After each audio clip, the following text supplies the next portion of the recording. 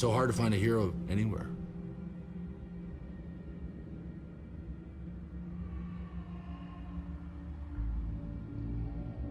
I was proud of that Hitman character. He fought for the right causes, and he spoke up, and he told the truth. He always fought so hard.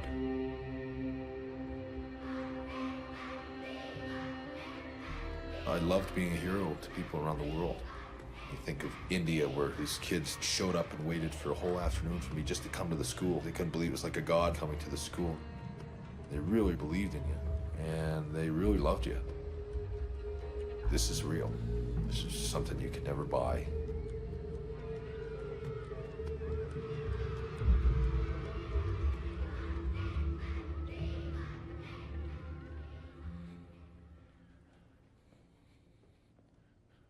Tomorrow's the big showdown in Montreal. That's probably the biggest fight of my whole life. This great story I've been living for the last 15 years to come to an end. I talked to Vince, and he goes, "You have to lose to Sean in Montreal." I can't do that. I can't do it. I described it to Vince, I just assume blow my brains out would be the same, about the same, what you're asking me to do. And from a character standpoint, that's what I would be doing. I would be taking Bret the Hitman Hart, would blow his brains out. When people say wrestling, you know, they talk about wrestling not being real. It's far more real than people think.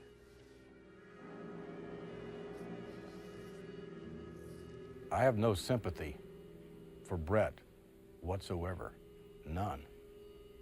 I have no sympathy for someone not doing the right thing for the business that made him, not doing the right thing for the fans and the performers and the organization who helped make him what he is today. Bret made a very, very selfish decision. Bret's gonna have to live with that for the rest of his life. Bret screwed Bret. I have no sympathy whatsoever for Bret.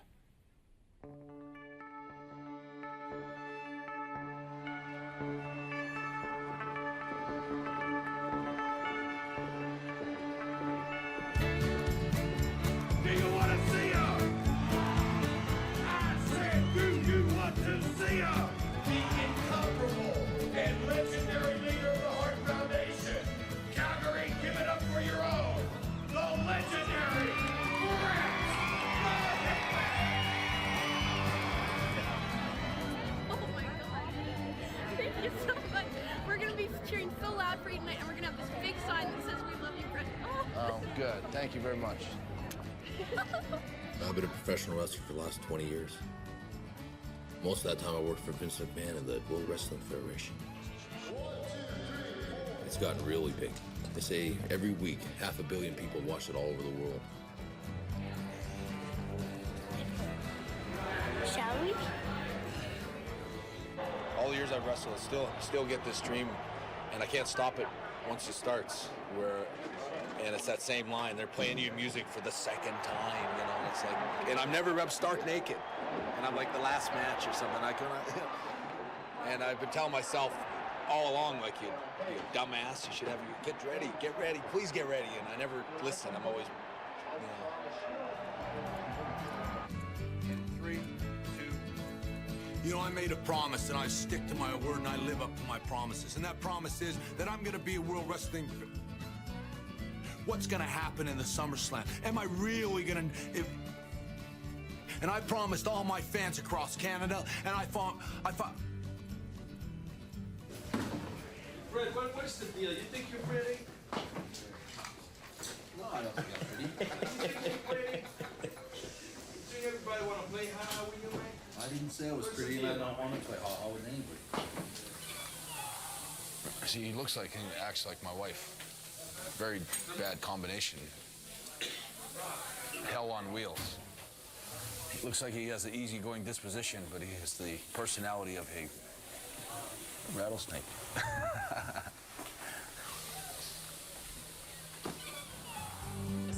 My youngest one's 7. Girl, boy, girl, boy. Yeah, they've all been up and down. Like, So you either had your kids when you were 12 or you really aged well.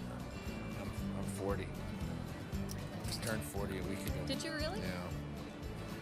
Well, you don't look it. Thanks. I will after tonight's match. These days I wrestle with the Hart Foundation. Well, there's my brother-in-law, British Bulldog, who's probably the strongest guy in wrestling. And there's my brother Owen, who's probably one of the best sort of high-flying technical wrestlers in the game today. And then there's my brother-in-law, Jim the Anvil Neidhart. He's a character. And Jim, you close it with. Close it with. Are you going to continue to fight or want me to stay here, Vince? We're gonna get hungry. You're going to stay here with a herd We're gonna get hungry and forget our You manners. got to make sure Brett. We're gonna get hungry and forget our manners. And then do the yeah, baby, or whatever. How's that? Why don't you say whatever you want to say? I don't need to tell you what to say. Where'd you think of that at? I got it in a book of quotes. We're gonna get hungry, forget our manners. Yeah. How about this one? We leave no man untested. Leave no man untested. We're gonna get hungry. We're gonna get hungry and leave no man untested. No.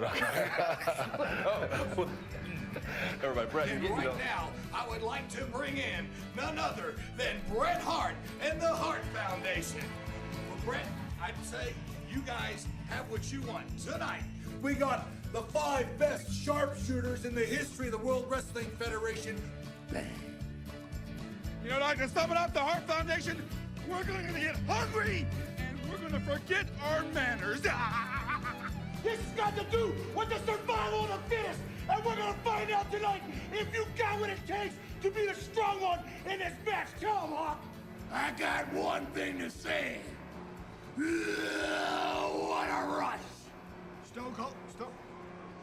Wrestling has and always will be filled with some of the most unbelievable, bizarre, outrageous characters. Goldust pushes a gay, homophobic button and pushes it really hard. A lot of people took great offense to him. And I'm Samuel, and I'm managing these guys tonight. I flew in from Saskatchewan. And yes, we're gonna have a nice time tonight. Oh, yes, indeed we are. You go, girl. He's anything but the character that he plays. He's a Texas hick with cowboy boots and country music. It's a male soap opera. It makes you crazy. Some people, I think, ask wrestling are they a real sport, but it's not sport. It's sports entertainment. It's there to fulfill your needs, to give you something extra to look forward to. It's fun. There's not a whole lot of things in life that are fun anymore. You have your favorites, you cheer them. You have your people you don't like, you boo them. You know, you don't have to worry about somebody punching you in the face because you boo them, because that's their job.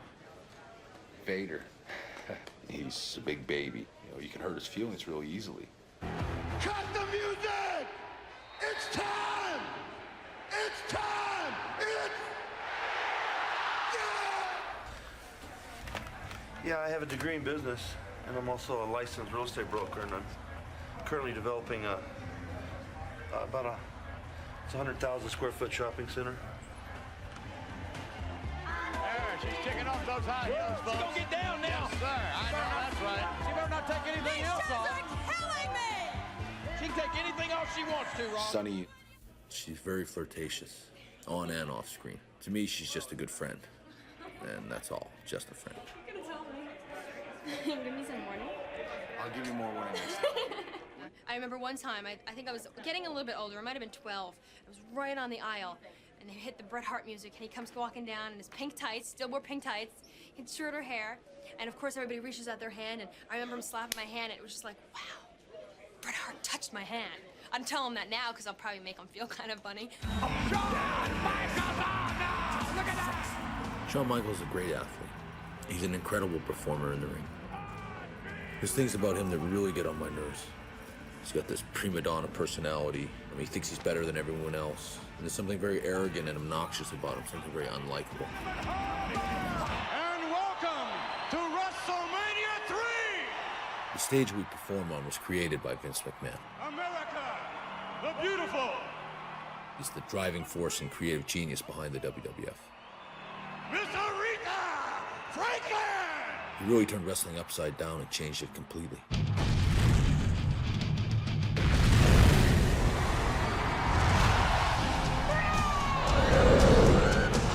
Go get him, champ. And me, I'm Bret the Hitman Hart.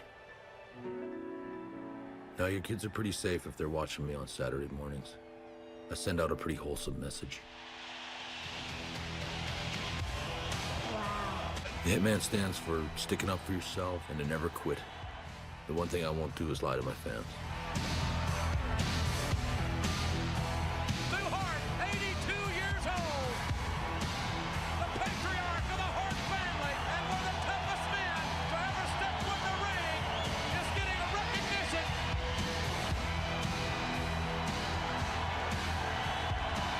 A real hero of the Wild West. Here come the grandkids. I've really only worked for two promoters in my whole career, Vince McMahon, and I've worked for my father, Stu Hart.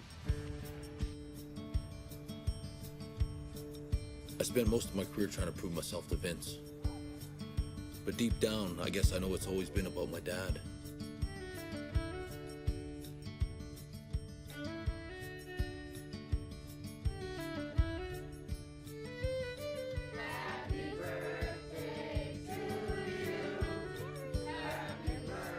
Well, my parents had 8 boys and 4 girls.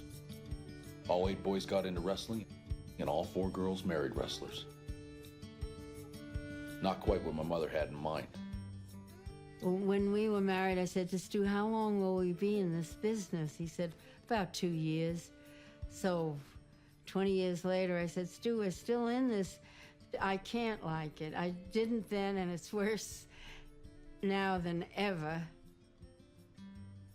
I said, well, I don't want the boys in it, any of the boys, and I want the girls marrying wrestlers above all, you know. Anyhow, you know, the rest of the story, they're all involved. We couldn't be into it any more deeply than we are, you know. It's a whole, everything is wrestling.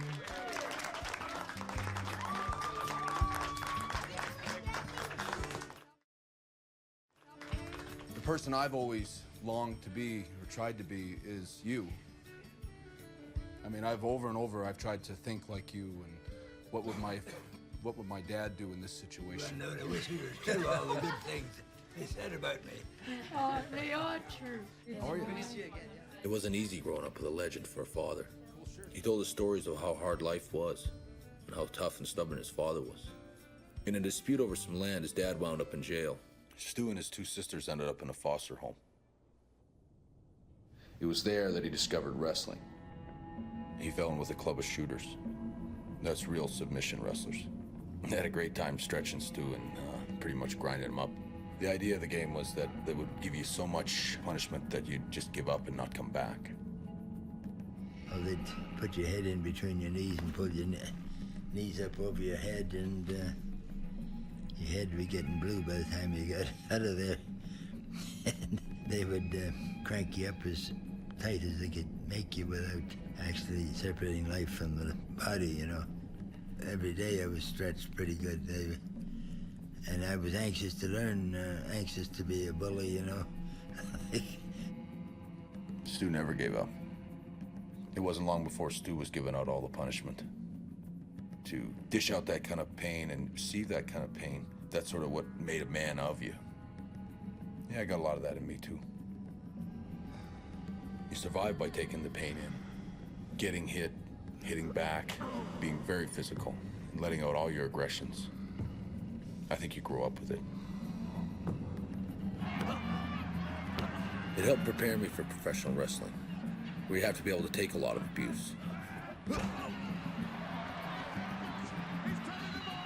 Those early days with my dad helped me come up with a submission hold of my own, my finishing move, the sharpshooter.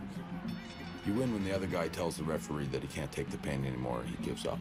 It takes a lot of skill and a lot of talent to make it all look real. My personal philosophy on wrestling is that the real art of professional wrestling is to do it like full contact and everything. To do it, you should never get hurt. If you ever get hurt, it's because somebody did something wrong, and you should never hurt anybody else. Like I can do wrestling. I've been wrestling 20 years. I've never hurt anybody. I mean, it's been full contact and very physical.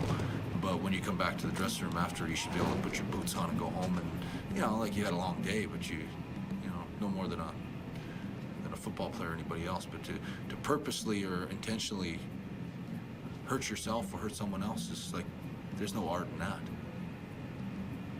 50 pounds! Watch my punches. My punches are very incredible. You watch them and you go, he connected on all of those. I've kicked people full blast in the face. But do you ever wonder for 1 second, like, why there's no big bruise after? You know, there is an art to wrestling. But people never come up and say, you're a hell of an actor. They always come up and just go, you're a phony. You're just a phony wrestler. And it seems like I've been defending wrestling my whole life. When I was growing up, to the other kids, we were just this weird wrestling family. And they loved to taunt us. They like to call us Hart Fart, which was, oh, I hate that. Most of all, they tormented us about wrestling. They used to say that my dad was a fake, that their whole wrestling business was a fraud and a joke. And the worst thing they could say, that it was phony, that your dad's a phony. That was always the one thing that got you started.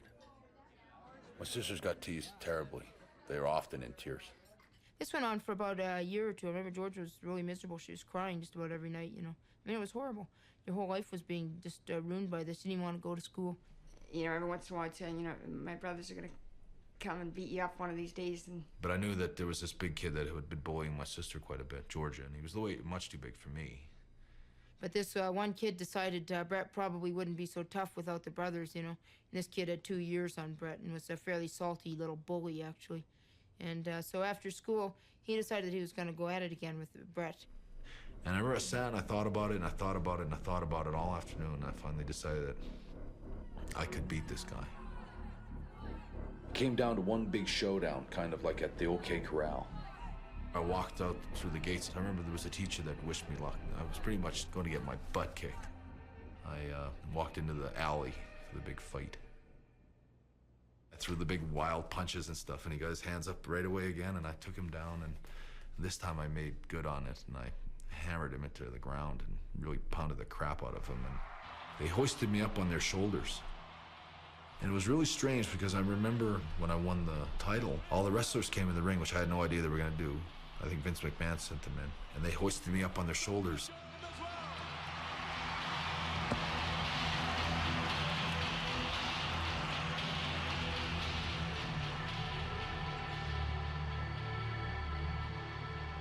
And right away I said I was hearing grade 8 at Vincent Massey. It was the exact same feeling. It was one of those great moments in life, you know. You just, finally the hero prevails. What the other kids didn't understand was that to all us Hart kids, it was all real. All you had to do was walk into the living room and hear the sounds that came out of the dungeon, out of the basement. These guys screaming for their lives. I mean, to me, that was about as real as it could get. He'd find guys at the Y to come up to the house to work out with him in the gym. And he just loved it when guys say, oh, I want to get in the ring. Stu, I'm going to kill that stomper. I'll tear him limb from limb. That sounds great, Tiger. Maybe you could come up to the gym and I'll give you a few pointers, and maybe you could even show me a thing or two. And he'd rub his hands together, and he'd almost start salivating at the idea of this eager young guy. I've had enough. You could hear it through the living room. There's a hole in the floor where the pipes have to go, and it goes straight through to the gym. My brother Bruce sent Owen in once to tape record this one guy who was actually really pathetic. He was crying and weeping through the whole thing. There's some country western song in the background, and this guy screaming, and my dad saying, have some discipline. Have some discipline. Have some discipline. They'd go quiet for a little bit. You know that my dad was cinching up on the guy. 10 or 15 seconds later, the guy's screaming. Like, ah!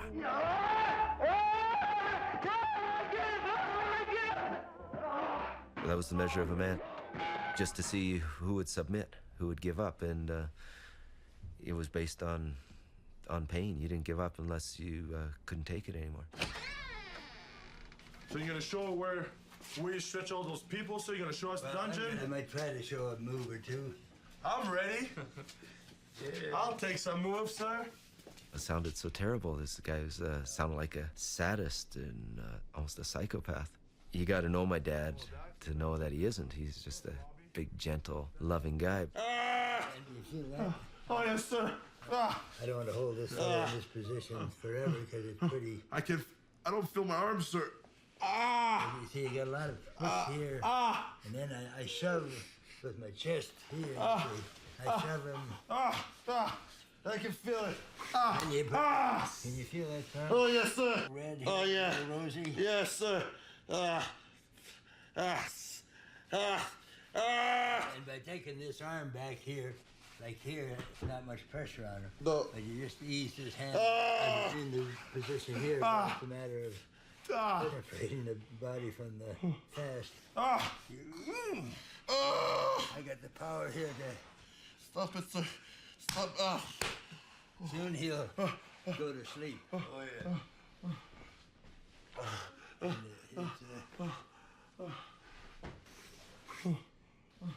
The throat muscles get so tight that the almost roots of your tongue almost burst. Oh, yes, sir.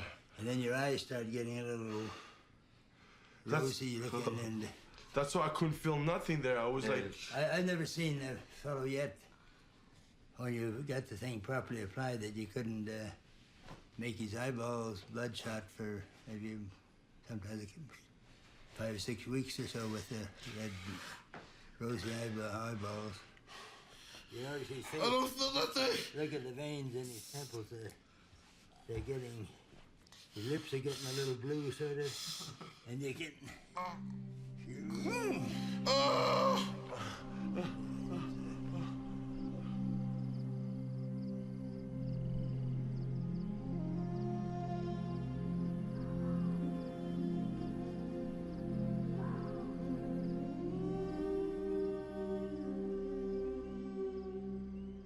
I can remember my dad squeezing me so hard that the blood vessels would break behind your eyeballs, kind of thing. And you go to school the next day with blood red eyes.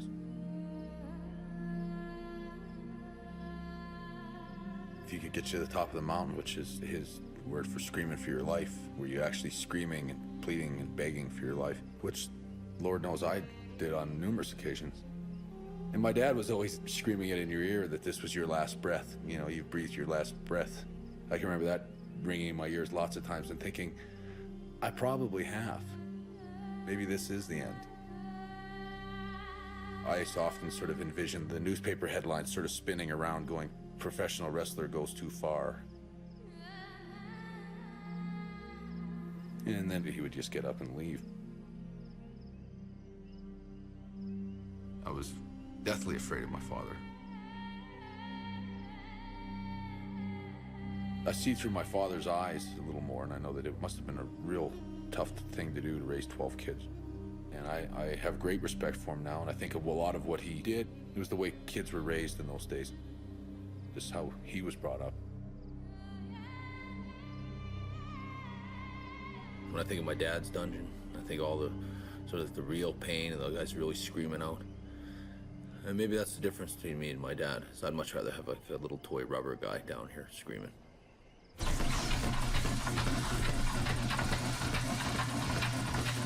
It's so bizarre to think that I want to have that in my house.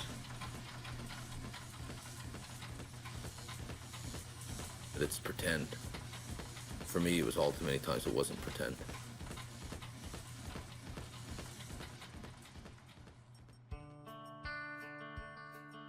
And I never had any desire or plans to ever become a professional wrestler. That was definitely where I wasn't gonna go. I made up my mind to go into film. My dad wanted me to go into amateur wrestling. In Stu's eyes, I was going to the Olympics. That was his dream, not mine.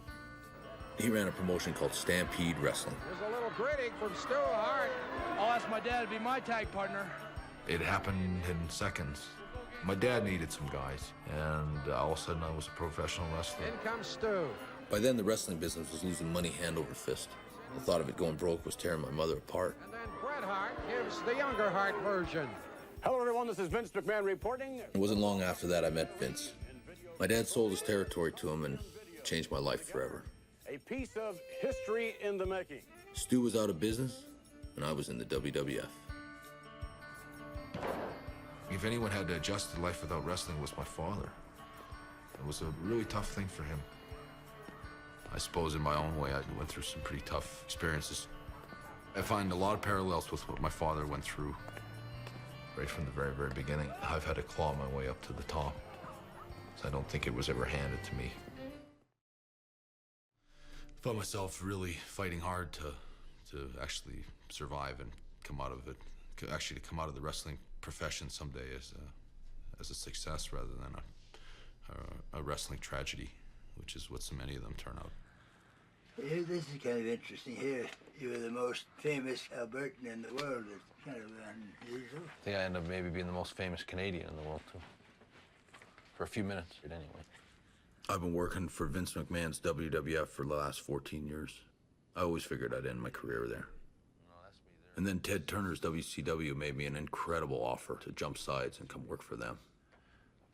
An enormous amount of money.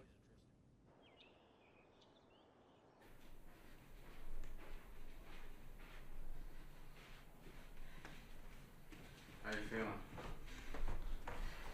Tired. You just sleep? I lost the turn all day.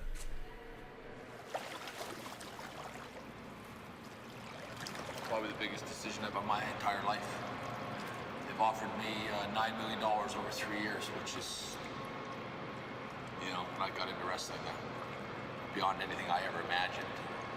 And here comes the owner of the World Wrestling Federation, Vince McMahon. Vince McMahon came to me and he offered me for a lot less money, but he offered me a 20-year contract. And, you know, right now it's like I have a really tough time kind of putting my loyalty and everything in front and trying to figure out what's the right thing to do, because money's not always the most important thing. And at the same time, I feel like the prettiest girl at the dance, and I got everyone kind of vying for my attention. And yet at the same time, this is like a major war between these two huge companies. Vince McMahon used to be like the king of wrestling until Ted Turner decided to get into it.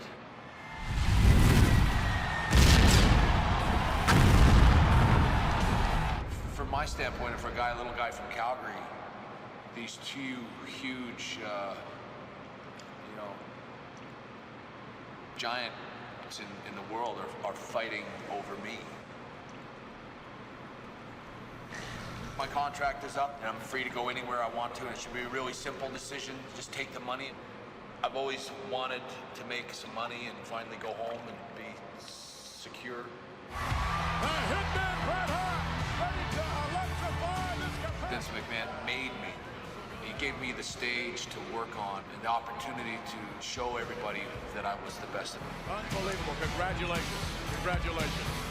The fact that he gave me that chance and made my dreams come true is something that weighs really heavy on whatever the decision is that I have to make. The thing is, should I stay or should I go? And for me, $9 million is a lot of money.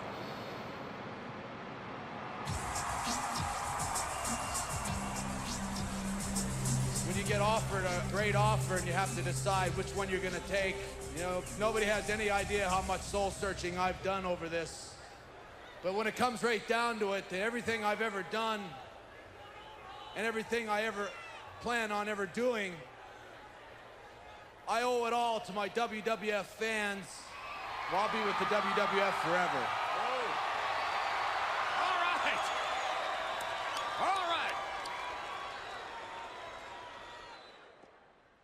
And you wouldn't even be the only wrestler in the neighborhood. The Shrieking Sheik lives just 3 doors away. Hey, I'll take it. I mean, you have to show some common sense, you know, and first of all, you have to do what's right for your family. But I mean, how much money do you need sometimes? I found myself torn between trying to do the right thing for my family and at the same time show my loyalties. You can save money with a CanRail pass. Japan. Europe. What is Canada? That's right. Mark. Yes, Father. A lot of peas, Dad. You know, I think my relationship with Vince McMahon was always sort of like a father. And I sort of saw myself, if I left, it would have been a little bit like leaving my dad, especially when the chips are down. You know, the WCW is breathing down his neck. They've overtaken him in the ratings. It's easy to jump and switch sides then and say, well, thanks for everything. Loyalty's important. So I was back in the WWF. It wasn't long before I had a match in my own hometown, in front of my father and Vince McMahon. This was going to be a big show for me. Go up and pull Vince's jacket like this. I can remember my first meetings with Vince. I was always very suspect of him, a little awestruck by him. It was a little bit like my relationship with my father as a kid, where I was intimidated by him and I didn't want to get in his way. God almighty, you're getting big. You ever grown in those feet? You're gonna be like, one day you're gonna be looking down on your dad, you're gonna be walking up like this, you say, Dad, I don't want to do that. He'd be like, Dad, Mom wants you to leave the room now. Vince has creative control, and he decides the direction of all the matches. All right, go mess around. Go bother the headbangers or something. All right? I gotta just talk. Once the story's all set, it's up to me to work it all out. I figured seeing as though Stu and all my brothers were there, we might as well try to involve them somehow in the storyline. Maybe you should come in on this thing here. Dave? Yeah. Can you come back in that room and work, if we don't work some stuff out? Yeah, I know, I'm just telling him. Once I've worked out a general plan with Vince, I usually search out Pat Patterson and figure out how the match will go. And Smith can be like trying to get on, and finally when it's over with, he can jump in the ring, everybody else can jump in the ring. Yeah. But these two should be fighting with, explain it to them. He's one of those guys can visualize what's going to happen in a wrestling match. I see it all happen before it ever happens in my head, maybe like the way a movie director does. You need to hit him, I guess, from behind with a big drink. Yeah. When you hit him with the drink, he's going to turn around. The rail there, eh? Yeah, you're on the other side of the rail. Yeah. You want to give the impression that Steve is going to supposedly think that Stu threw the drink, which is could even be Stu's drink, which would be funny. He gets Because closer. remember, Austin... Hello, Calgary! We are across the border! Oh, cowboy for a day! Jerry the King Lawler, check that hat out! The king of the cowboys, McMahon! Bret said, come on, tag out. Get stuff, get mad, you know. I was ready to do a spot there. So we get ready to go home. Just gotta get mad. Somebody's got to tell somebody.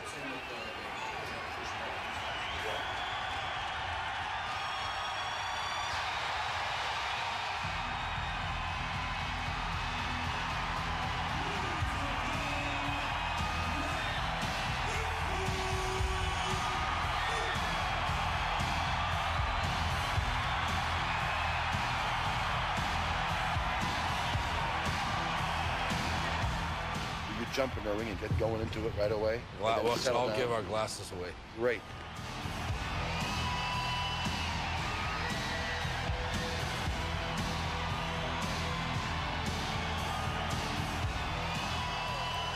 And then you jump in the fucking Roll in the ring again. and then just go. Me and Steve. Just go, bing, boom. Everyone else powders out. You know, smoke clears and it's you and Steve.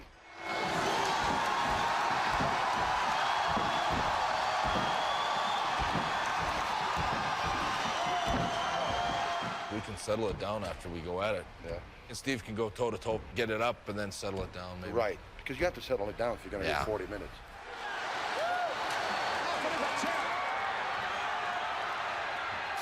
And if you both end up outside the ring, where your brothers are, and let's say he knocks you on your on the floor, and one of your brothers are trying to reach in, he turns around, nails one of your brother, kicks that in the leg. Ah! He just came back in a wooden leg. Go home from there? Would that work for you? Yeah, maybe. Steve is going to think that Stu threw the drink, which is I'd like to see him even push Stu. Just push him. You don't have to do anything or hurt him, and Stu would get off on him. Stand there and just sit, boom, falls back on his chair, nail your brother, and the other one just jumps over the barricade, kicks, oh,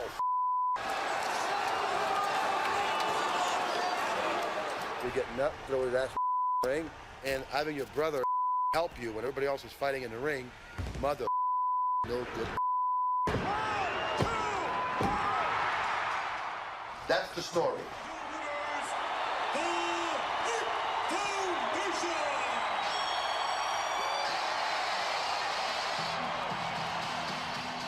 But behind the curtain, it's anything but fake what it takes to become a professional wrestler.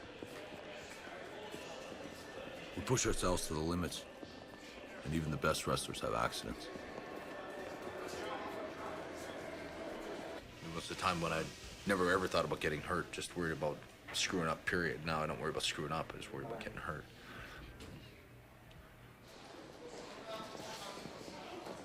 Did you ever hear the story, boy, when I broke my sternum? You know what a sternum is? That's this bone right here. Right there. I don't even know if you got one. Right there on me.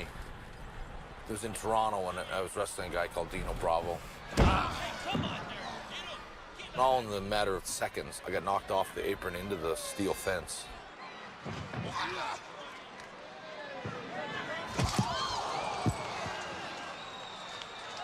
I had just hit the fence and crossed my entire chest and sternum. I broke all my ribs. Thought I was suffocating. I didn't know if I'd punctured my lung. I didn't know what happened. I just knew I got hurt really bad, and I couldn't take a breath. And I think the most horrible part about it was so many people on the front row there screaming at me to get up, you phony. It was scary, you know, that people actually thought this was all part of the show. For all I know, I could die here on the ground. The wrestler I was wrestling finally came out of the ring because I couldn't speak. He assumed I was okay and proceeded to stomp me across the chest. This guy was really strong, just picked me right up and tossed me back in the ring. He was a wrestler I didn't particularly want to lose to. There was a 1, 2, and I put my foot on the ropes, which was my own dumb move, but I just refused to lose to this guy. He stomped me a couple more times, and eventually got myself counted out, and they took me out of there in an ambulance. I was out for about 7 weeks. They promised me they would look after me. But after a while, I realized that the checks weren't going to get any better than a couple $100 a week. So I was back in the ring way sooner than I should have been. Ladies and gentlemen, a reminder to visit your World Wrestling Federation concession stands. Man, you're gonna have to walk on my neck. My neck is killing me. You know where it's killing me? Right there. Those muscles right there. Right there? Right there. Oh, yeah. You gotta walk on there with your big feet.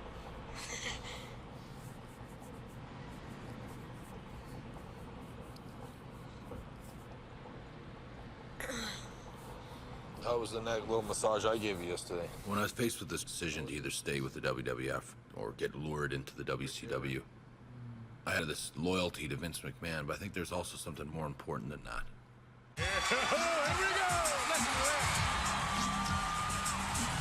What would happen to the Hitman character? What would the WCW do with that character? And I had to reflect back and go, I know one thing, in the WWF, I'll always be able to go out the hero. So like it's been for most of the last decade, I was the #1 good guy in wrestling again. The key to being a great good guy is being able to work with a great bad guy. What do you gotta do to beat this man? A lot of thought goes into creating an evil character. Mankind is one of my favorites. Hey, Brett, I'm gonna try to be finished with this book by the time you go. Well, Mankind's like the Hannibal Lecter of wrestling. I just tried to use a side of my personality that didn't involve anything nice. Mankind, born with a dream that turned into a nightmare. I never had the chance to show the world that I could love and could be loved. I'm gonna eat you alive! I'm gonna stay! Yes, yes, yes! Little comments start coming out, and people are, instead of saying, hey, I'm scared of that guy, say, I kind of get a kick out of that guy, and besides, man, he's suffering for our sake. Hunter Helms is a character that's supposed to hit a raw nerve. He's like a snob.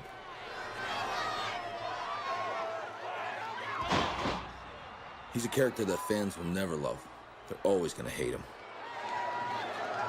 Their boos become cheers, you know. When I've got my guy down that they want to see beat my ass, and I've got him beat up, and I stand over him and look out at the people and do that little bow, and they just boo me out of the building, that's the reaction I want. And when I do that, I go, yeah, because I got him. Don't ask me why they love him, but they sure do. He's as ornery as a rattlesnake. Something strange has been happening. The guys the American fans are supposed to hate are becoming the heroes. Take Stone Cold Steve Austin, the most evil guy in the Federation. If you put the letter S in front of Hitman, you've had my exact opinion of Bret Hart.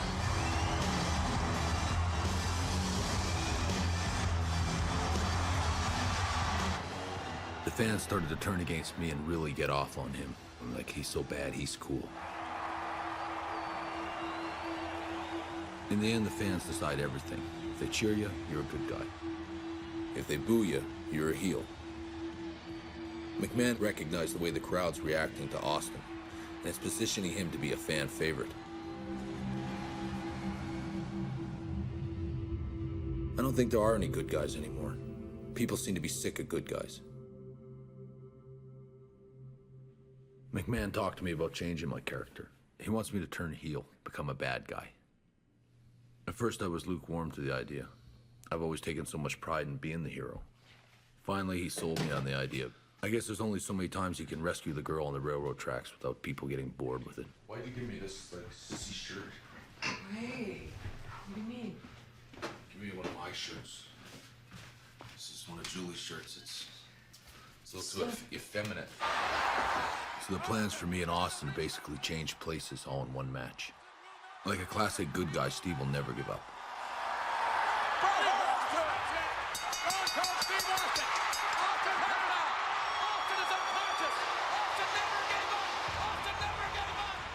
And like a real villain, I'm gonna kick him when he's down.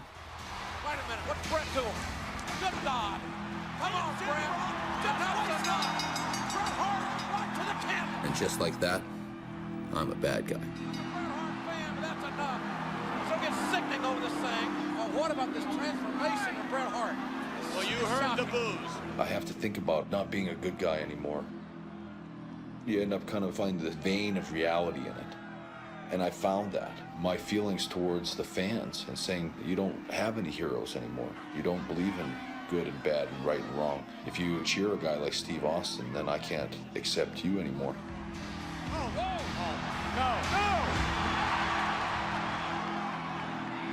And the truth is, I don't see the fan side of it. I can take that thread of reality and sew it into my storyline and make it work for me. I don't have a problem being the bad guy, as long as I don't sell out my true fans. I don't want to become this slimy bad guy wrestler just to appease Vince McMahon or to sell tickets. So you don't sell that really cheap. You just go, okay, hey, it's just a wrestling show. I've learned that it's not just a wrestling show.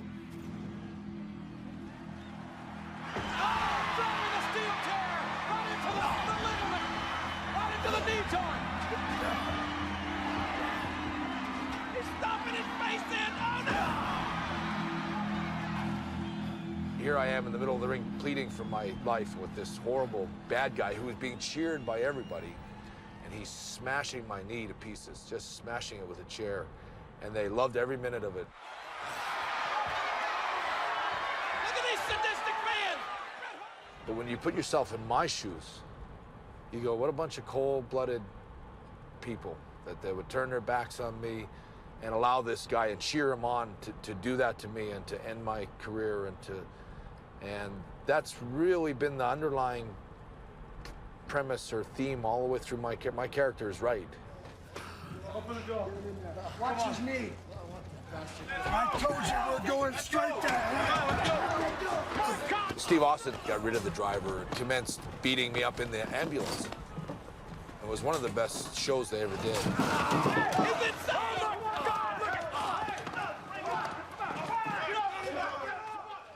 The night after, I gave this huge monologue explaining all my grievances with the wrestling fans who had kind of turned their backs on me.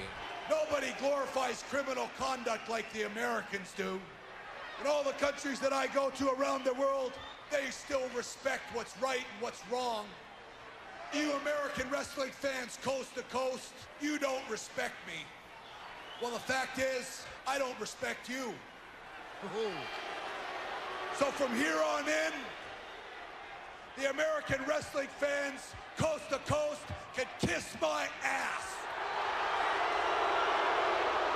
Listen, this chorus of boos directed at Bret Hart. It's a road that nobody's ever went down, trying to be a good guy everywhere else and a bad guy here. And I think the logic for me is to try to make the American wrestling fans get to be the bad guys. Ladies and gentlemen, please welcome Bret the Hitman Hart. Thank you for letting me still be your hero. Thank you for believing in me.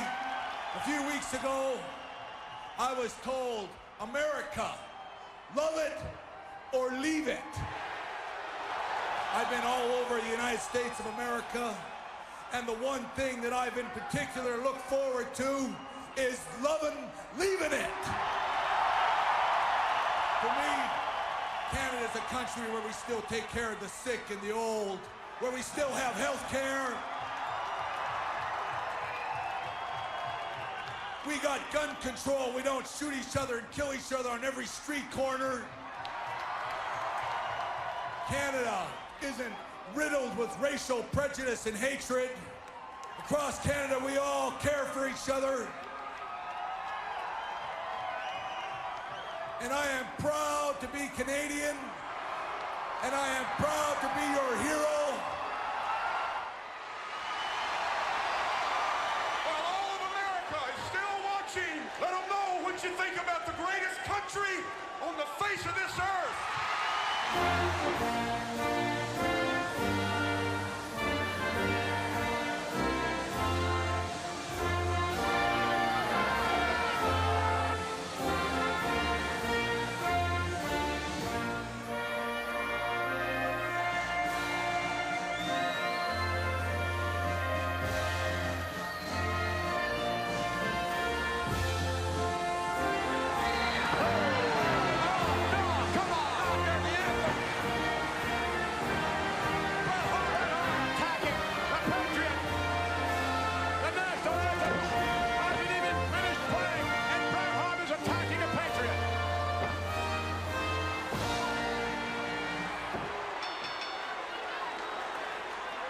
Last week, I said the United States of America was one big, giant toilet bowl.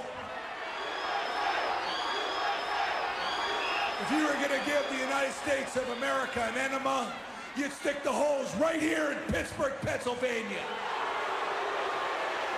That wasn't my idea to say that. I'm urged, not forced, but I'm urged to say this to really get him going. And in retrospect, now looking back, I think it was a mistake to say that. That's not me. I wouldn't have said that, and I don't personally think that if I was going to stick the hose in the United States, I certainly wouldn't look at Pittsburgh. Maybe Washington. Maybe Washington. One thing I've learned is that Americans will do absolutely anything to screw ya.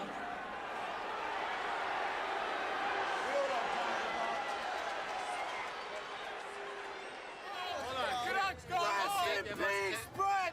Rest in peace! Why does Canada suck? Because they said we suck. They started this war. Hey, USA's gonna finish it! Undertaker's playing under the USA!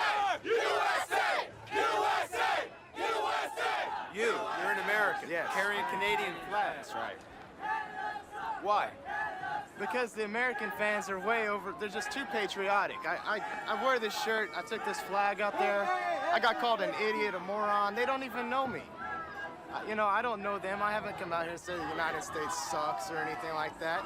I mean, maybe Canada does suck, or, you know, it's just not right, you know, to say stuff like that. Bret Hart's come to this country and he's wrestled in front of all of these fans and given them years and years of service and won titles, and he's done it all.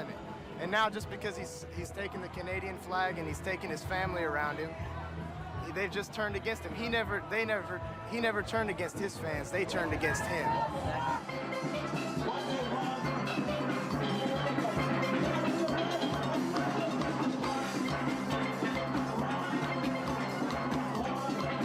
Canada is a bunch of crybabies. They can't stand on their own 2 feet. United States, they fought. They got all the rights to do what they want. They're the best people in the world. I don't care what anyone says, the United States is number one.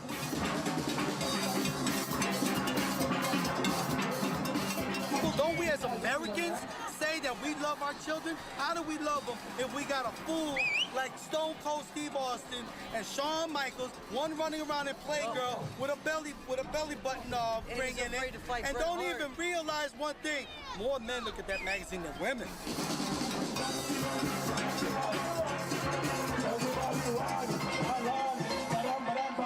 If you take America for all it's worth in all of its different little areas by any means necessary.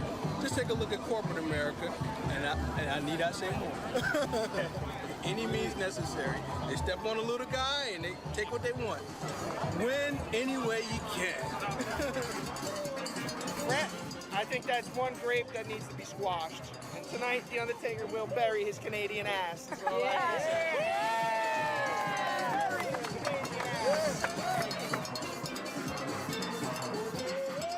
About 9 months ago, all these people would have been cheering him. I don't think they would have been saying stuff like this. This is really disgusting. I like Bret Hart because he has family values. He's loyal. He really genuinely likes his fans. Even though he may hate what the morals of America, there are some people who believe in exactly what he believes in, you know? He really inspired me to do many different things with my life. He taught me that I had a gift to take it to my fullest extent. So now I'm going to school for computer graphics. And I owe it all to Bret because 4 years ago, I wouldn't be going to school, and now I'm gonna graduate. Because I just didn't believe in anything else. When I started liking Bret, everything changed. Every once in a while you meet a little kid that's really down about it, wishes I would change back, wants me to be the hero. They try to understand it, and I don't really have any real great answers for them either. Hopefully when this thing's all over that I won't have, I hope, damaged that relationship. If I did, I would kind of feel that I, you know, maybe in some ways maybe made a wrong decision.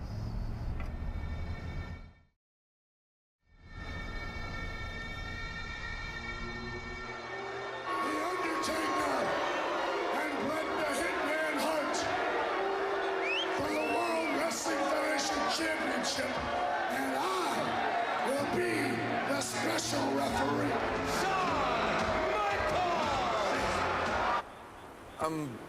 I'm still kind of worried about this thing with Shawn in the sense that I'm not going to lose all my heat to him, am I? I mean, they're going to...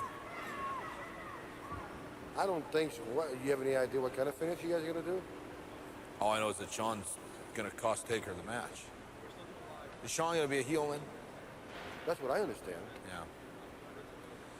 So it's almost like he's going to scoop my heat. What's going to happen in the next matchup? Shawn Michaels cares about his own career and obviously also cares in a negative way as it relates to the Hitman Bret Hart. What sort of emotion is Shawn Michaels feeling as a guest referee? Are you kidding me? Shawn Michaels' ego is so big that it's got its own zip code, McMahon. All he cares about is what his hair looks like out here tonight. And you know what? Speaking of The Undertaker, Shawn Michaels, I mean, he's so full of himself. When he goes to a funeral, he's upset because he's not the corpse. He wants to be the center of attention, and tonight, some kind of way, he will manage to be the center of attention in this match.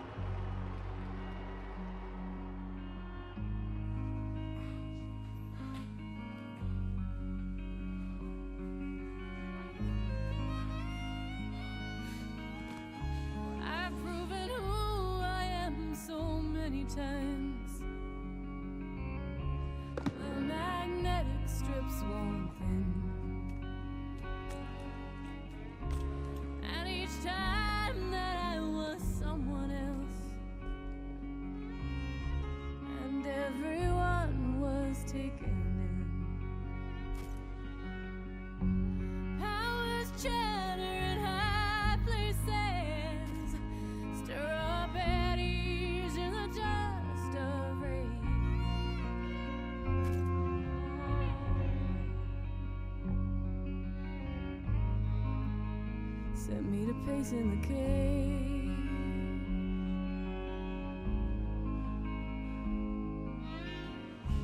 I never knew what you all wanted,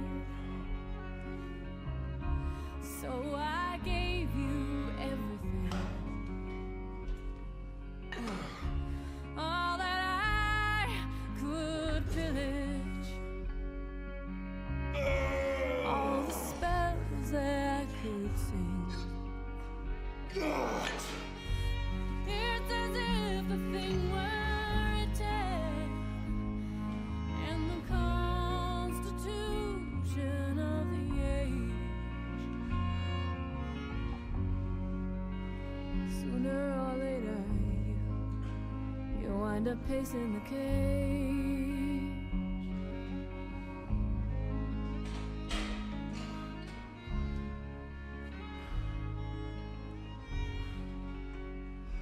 I think he's got about another 10 years of wrestling left in him. 10 more years of wrestling? Well, like a guy wandering around the prison yard that's a lifer. You know, I got the nicest cell in the whole prison. And I got the, you know, the run of the place, and I got the, kind of got the warden in my back pocket kind of thing, but I can't wait to get out. As soon as I get out, it'll be the real test. You know, it's like that Shawshank Redemption, to see if I can, you know, actually get out on the outside and stay out. I'm bound and determined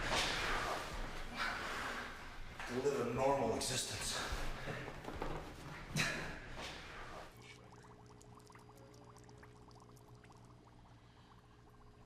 Bud, you got that thing ready? Because I can come up and look at it now. I've been gone a lot, which has been unfair to my wife. Julie's been left with most of the dirty work. I can't say I've been the greatest husband over the last 14 years.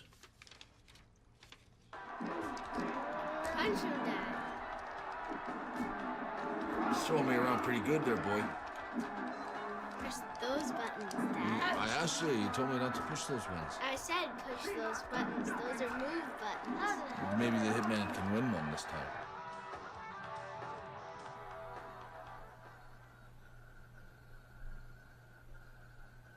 I don't know how Julie ever put up with it, me being gone all the time. It's been almost 18 or 19 years of saying I'll be home tomorrow. Are you looking forward to the day when Bret hangs up his boots? I've been waiting since he was 25, Paul. You know? So what? It's been 18 years now. You know? I'm sure he'll be involved in it somehow. You know? You've had enough. Yeah. Yeah. I think it's time to be normal. Are you ready?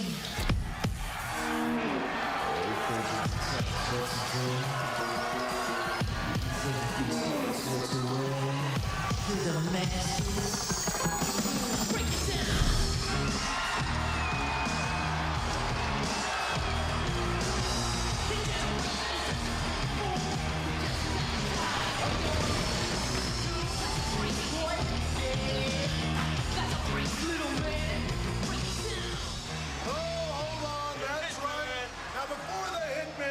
A sleeper hold on this crowd and puts them all to sleep.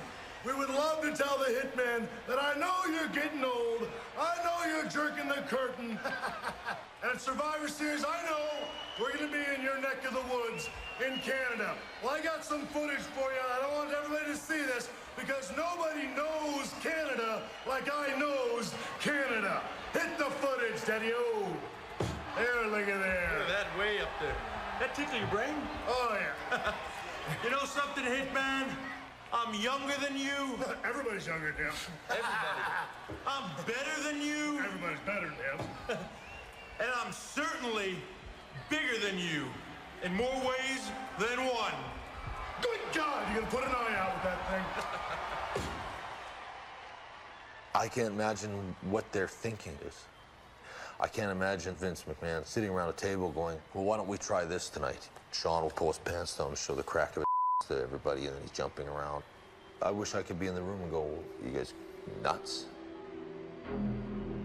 It's become smut TV.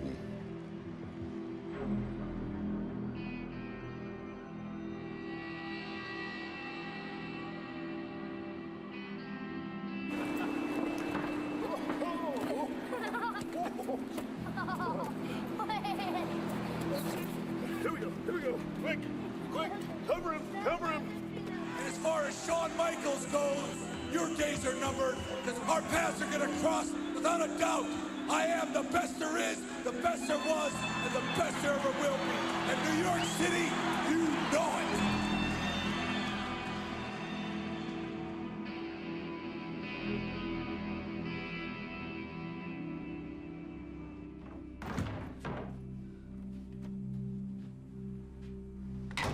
Julie?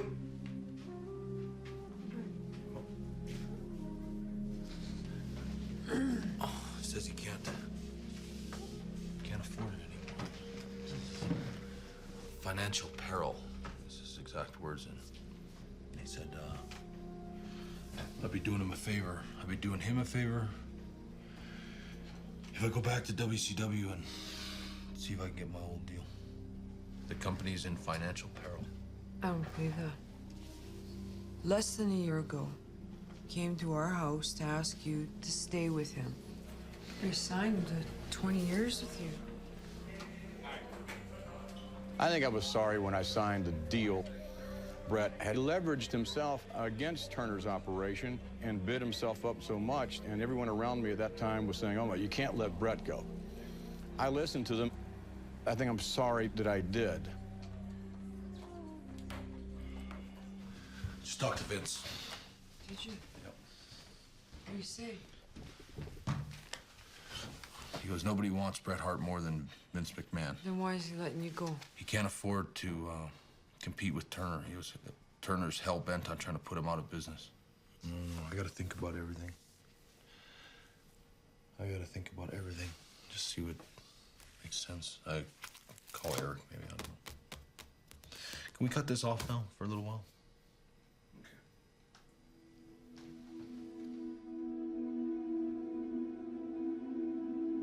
The WCW called me. I thought the deal had fallen through. And they said, what is it gonna take to bring you here? That's pretty much it. And I hung up and I've got that pit in my stomach. I have every reason to leave now. I've got a deal. Still giving Vince McMahon the benefit of the doubt, the history and the legacy and my past. I thought about it all night and I called him up in the morning and I said, talk me into staying. That's exactly what I said. Talk me into staying. And I don't want to talk money. I'll stay for the deal that we have. I just want you to make some kind of a commitment to me. Finally, he laid it out to me like, what do you want to do? You make the call. I don't have any ideas. What would you do with Bret Hart? And then I realized what kind of a horrible predicament that I'm in. I came from being the #1 good guy in the whole world. And I gave that job up to become the #1 bad guy. And now you've given my bad guy job to Shawn Michaels. How can I become a good guy again? I've bashed the American people. That's where I perform 95% of the time. I'm stuck in limbo. I'm in purgatory. I can't be a great good guy and I can't be a great bad guy anymore. I'm stuck with nothing. You've actually sabotaged my career.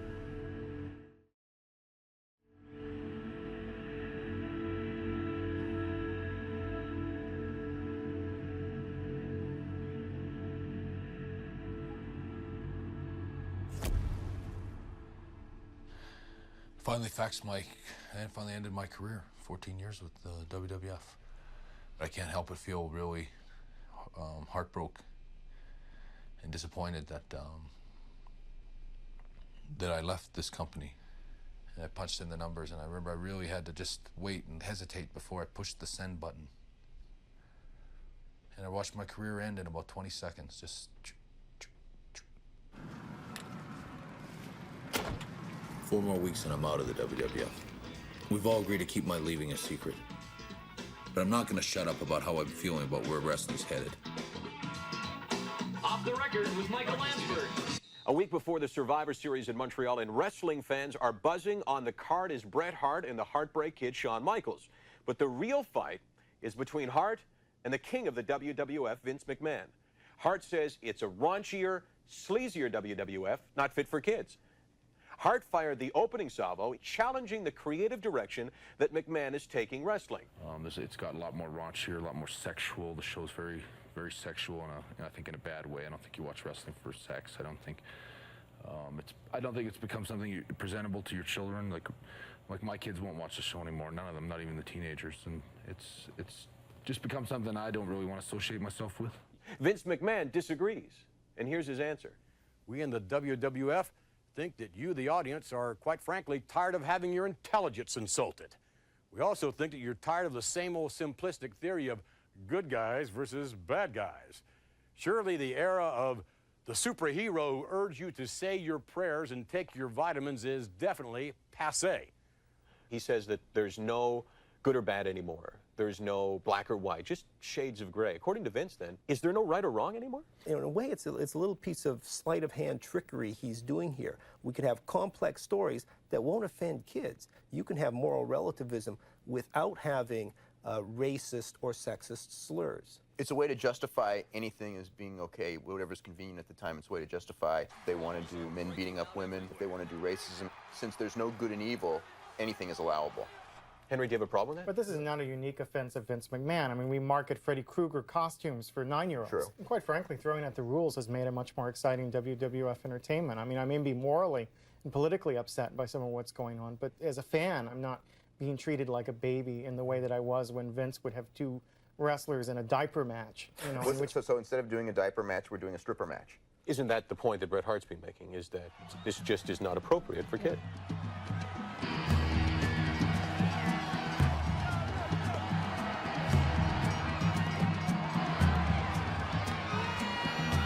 I went public with my feelings about the WWF's creative direction.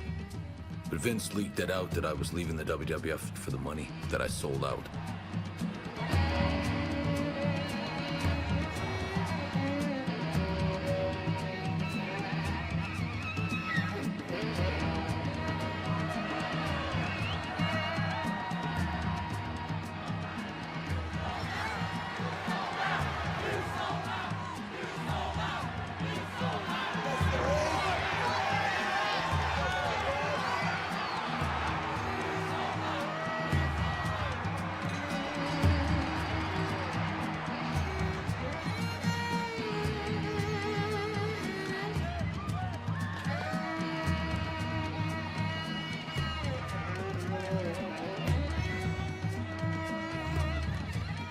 Detroit would be my last show before the match in Montreal.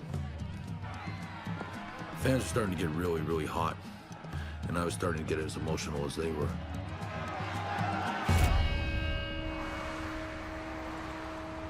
Things got really messed up.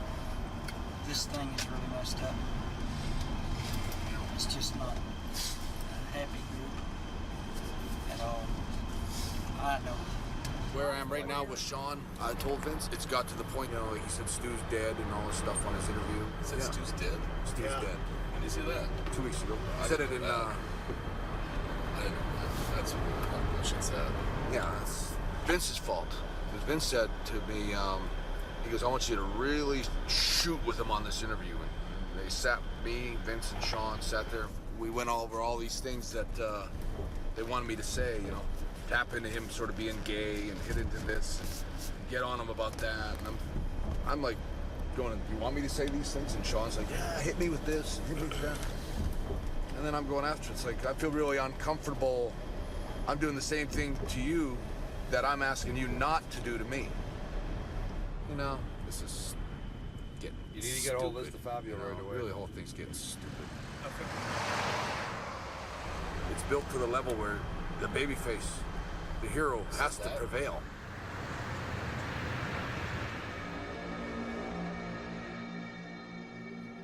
I talked to Vince and he says I have to lose to Shawn in Montreal. He told me I can't have me showing up on the WCW TV show wearing his belt. I said I would never do that. I said, fine, if you want me to drop the belt, I'll drop the belt, but not in Canada. He insisted. says I have to lose in Montreal. I said, you told me I could leave any way I wanted, and now you're throwing this at me? This is really strange. I've never said no to Vince McMahon, ever.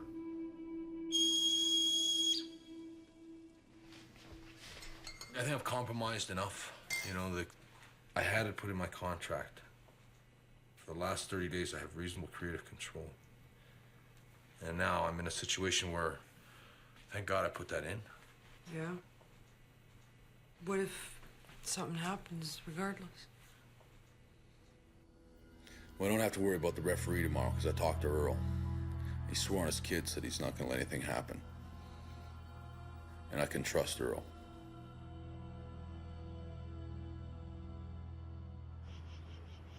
I told him, Vince, that it would be a blow now to me, beat me in Canada with the momentum that I have as a Canadian hero. And it'd be a blow to most of the people across the country, which ultimately will affect my going into WCW now.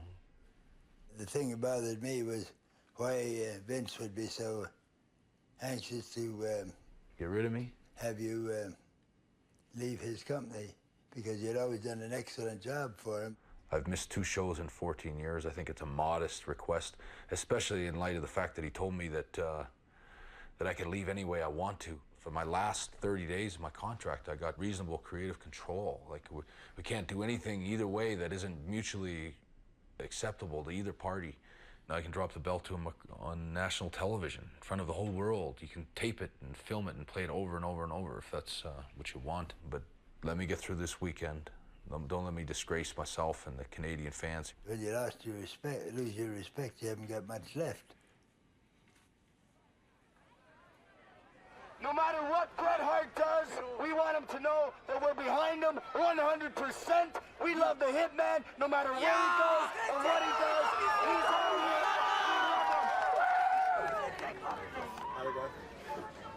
Thanks for coming out and seeing me. Okay. I love you, Bret. I love you, We baby. love you, You're Bret. the You're best. We love the whole Hart Foundation. They rock. They're the best. Like, he sees Sean and it makes him sick because his children are watching. He doesn't want his children exposed. Bret speaks the truth. He will always be my hero. He's always my hero. Always our hero. I love him with all my heart. Tomorrow's the big showdown in Montreal. It's probably the biggest fight of my whole life.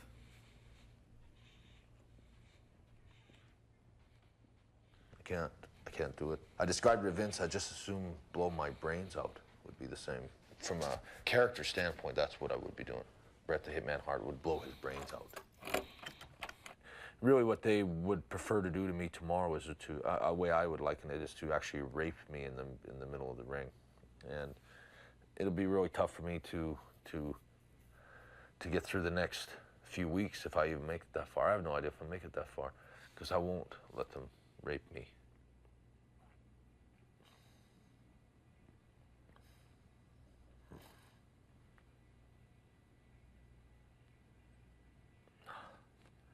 Anyway, it was hard. The whole thing's been hard.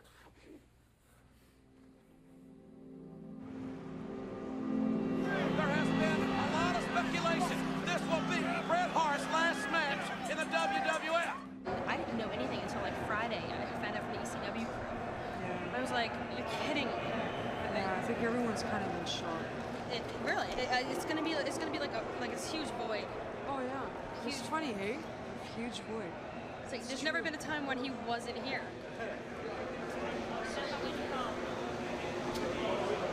Breaks my heart. I was like, oh.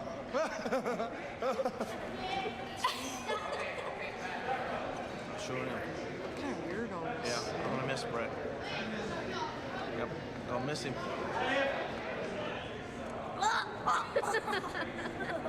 That's gotta hurt. It's all right, no problem. Yeah, I'm gonna stay in touch. I'm gonna call you guys. Make sure we say hang out. Is he doing all right? Okay. Yeah, he's okay. All right. Okay. So we're gonna hang out.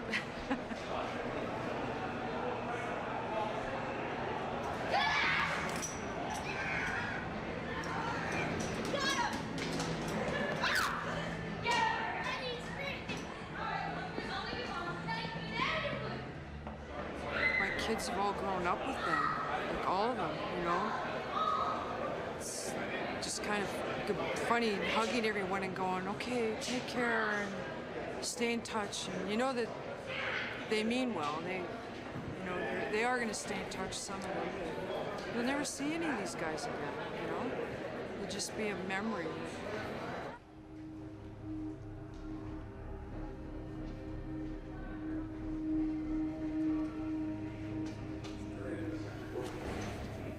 A lot of guys here that are friends. With me. Apparently everyone knows me. So sort of what's it feel like? Sort of like losing friends? Or? Yeah, kind of.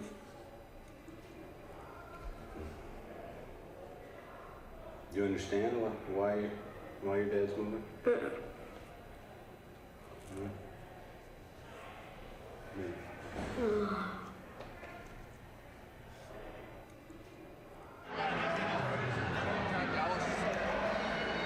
Dallas, side events. Said a little earlier. And that's stretch. All right, don't mess around. All right, I gotta just talk. Right up this way, let me show you.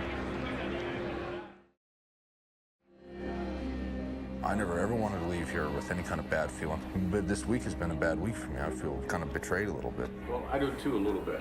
And again, all we're talking about really is Ted Turner. That's what's coming between you and me. That's all. Can't tell you how appreciative I will always be for everything you've done. I didn't want to leave with any problems. I actually didn't want to leave at all. And then it's the point where there was no other choice but to go. The way this whole thing has been depicted, it's really hard for me as a hero here to come up short this weekend. What would you want to do today then? I'm open to anything. I think what I'd like to do is get through today.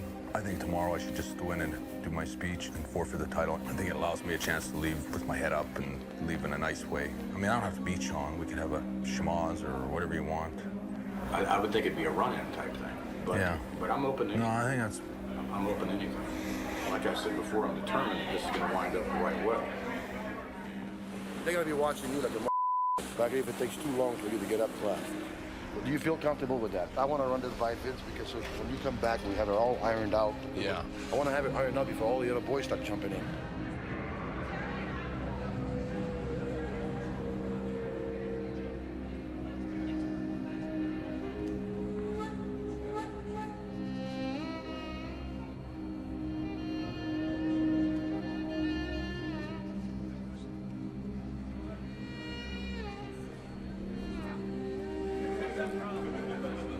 It's okay.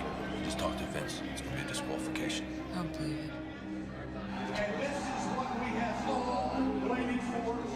So Vince finally agreed that I didn't have to lose the belt.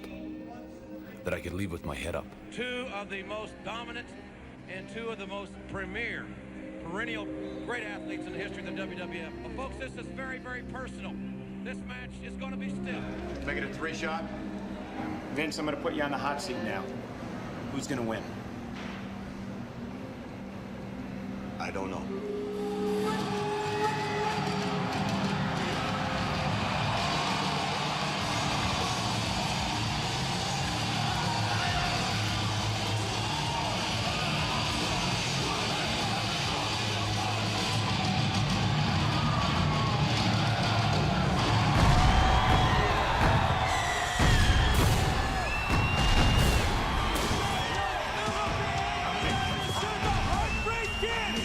Shawn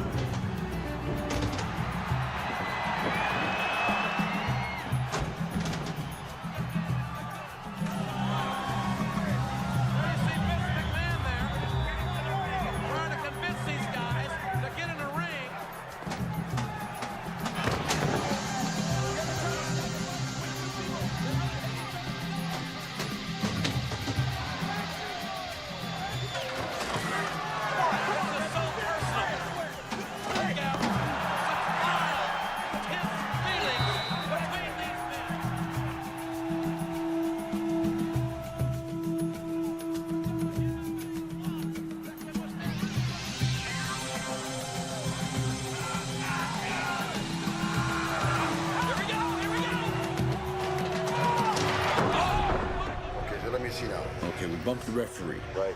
Now the referee's supposed to stay down, and then Sean goes for the sharpshooter. I see. I reverse it, put it on him. Okay. Then the other guys eventually come down, the whole thing ends up in a big schmoz. That's the way it's supposed to end.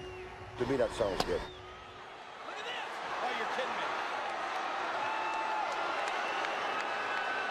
Are you going to try to beat Bret Hart with a sharpshooter? Yes, he is. Michaels with a sharpshooter has become the WWF champion, and Bret Hart is in disbelief. I reached around to grab Sean's leg, and I could hear someone say, "Ring the bell." That's when I knew it was Vince McMahon. I finally realized that they screwed me. They really screwed me, the lousy.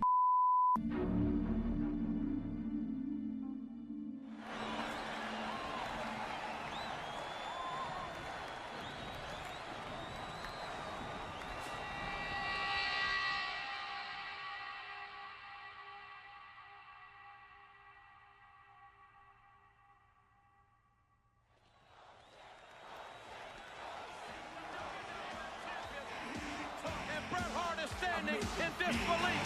You talk about controversy.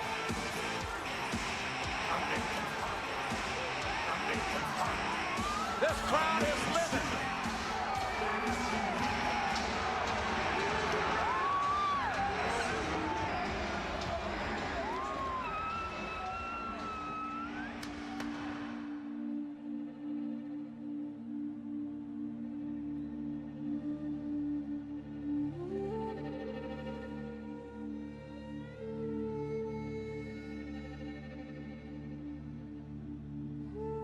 What would you want to do today, then? Trying to rack my brain, thinking about. I mean, I don't have to beat Sean. We could have a schmoz or whatever you want. I think it allows me a chance to leave with my head up and leave in a nice way. Whatever you want. Okay.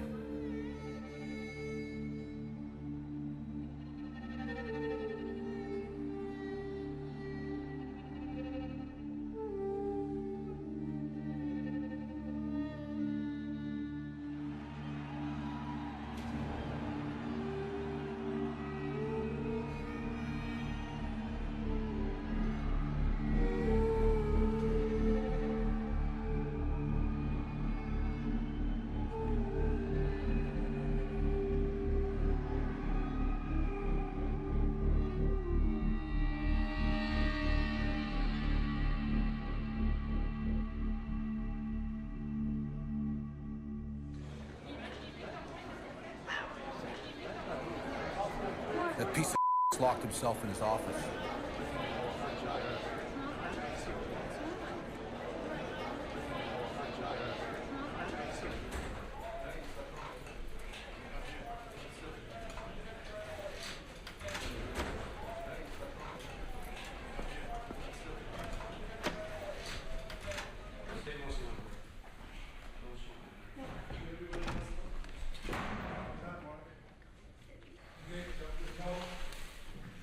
Sean, you weren't in on that?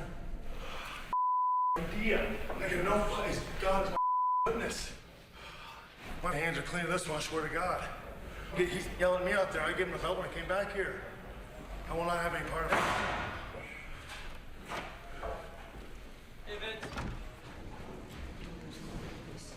Swing around, get the shot. Wavy if you guys should. These guys are playing. Okay, let's get out. Okay, close the door. Well, that's here now? So did you guys all have a meeting this afternoon and decide the whole thing? Don't give me that because you guys knew it. Swear to God. You knew it from the very beginning. All of you.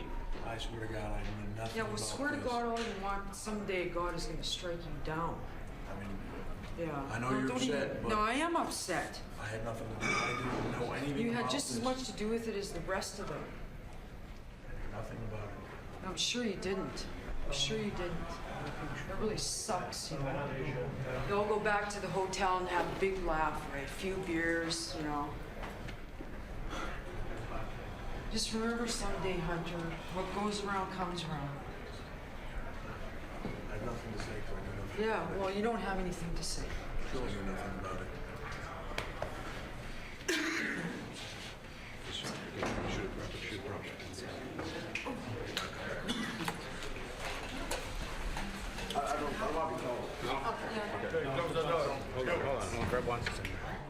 What happened? Somehow Vince ran into my hand, but I drilled him. You know, about as hard as I could. Knocked him right out. You knocked out Vince McMahon with a punch? And I told him to get out. Don't look at the camera, try and look from...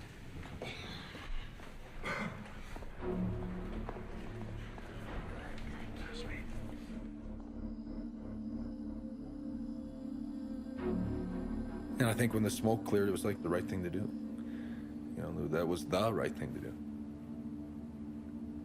There was no other choice but to get up and punch Vince one time, and then let it go. That's a Stu Hart judgment call.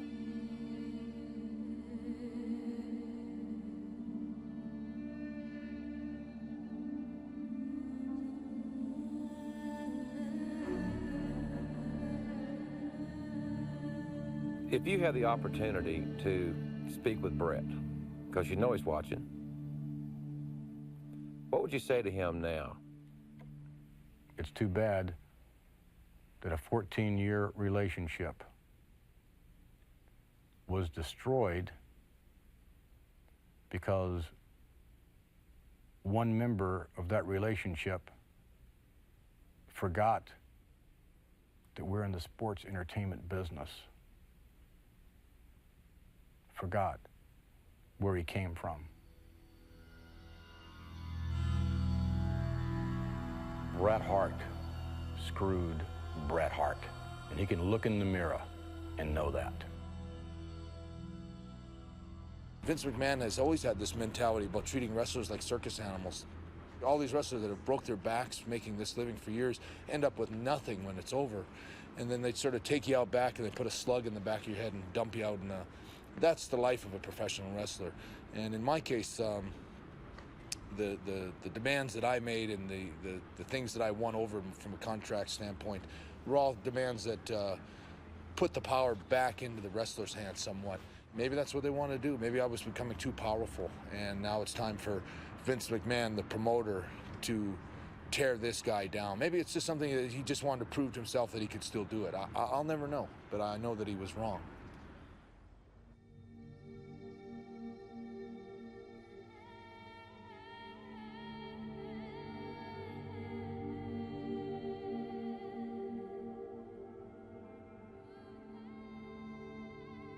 Is there a right and is there a wrong?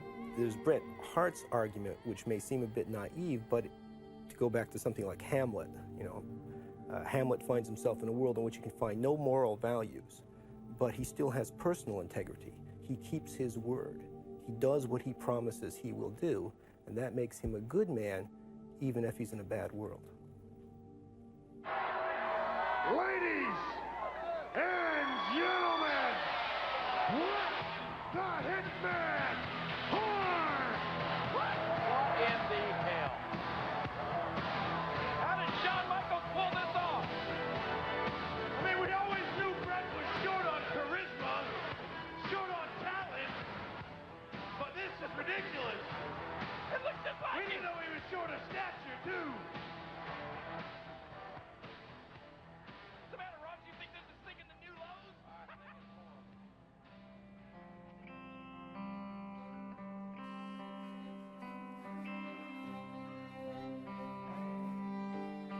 It's almost a fitting end to the Hitman character because he never sold out and he never lost his integrity. Bret Hart came home, he's fine. What they did is they murdered this Hitman character.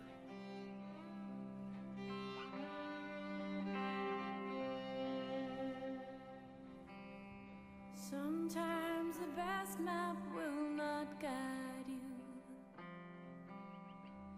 You can't see what's round the bend. Sometimes the road leads to dark places. Sometimes the darkness is your friend. Today these eyes scan bleached down land for the coming of the outbound stage.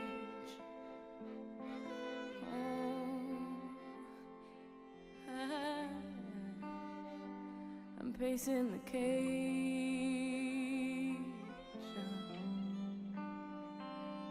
Pacing the cage.